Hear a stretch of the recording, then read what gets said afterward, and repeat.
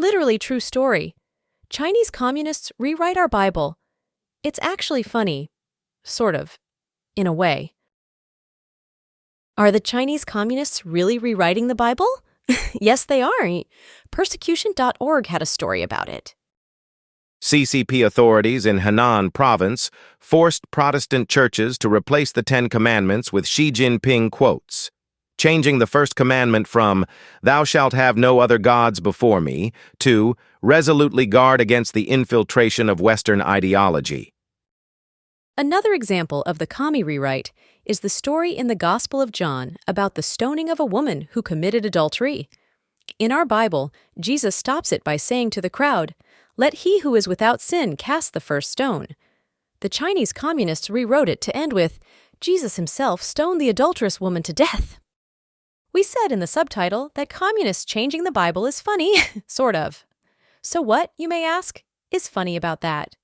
It may be sort of funny to speculate on what the ChiComs are going to do next, to rewrite the Bible.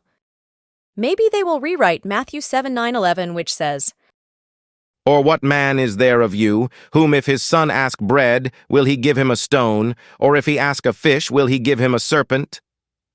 To say, If a son ask of his father a fish instead of giving him a fish, his father will tell him that dialectical materialism in the service of the proletariat is much better than a fish. or search and replace is used to change all instances of the name of Moses to Chairman Mao.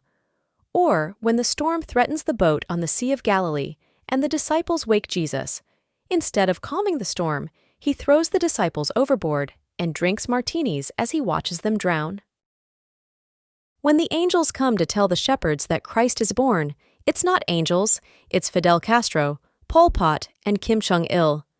And the news is not that Christ is born, it's that a specter is haunting Jerusalem, the specter of communism. Instead of healing people, Jesus vaccinates them against COVID-19.